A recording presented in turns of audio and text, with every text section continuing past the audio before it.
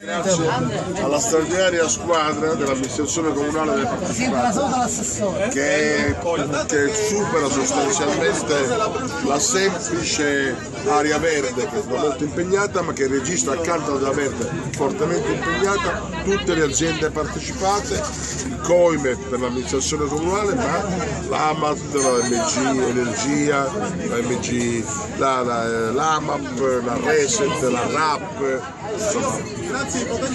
Abbiamo fatto la prova generale per quanto riguarda il Monte Pellegrini dell'estate scorsa, dove il dottore Musacchia sostanzialmente ha trascorso il Ferragosto assieme ai collaboratori della Verde, del COIME e della Reset a Monte Pellegrino.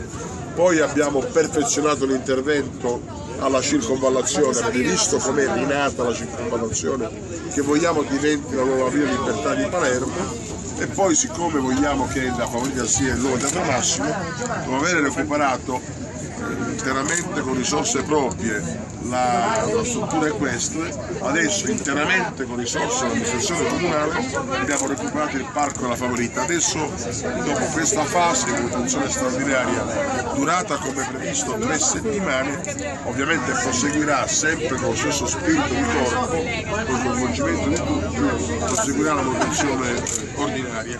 L'invito ovviamente per Pasqua, Pasquetta, primo maggio ai palermitani è: venite alla Favorita, ma utilizzate i contenitori che verranno messi a disposizione dalla RAP per poter lasciare i rifiuti.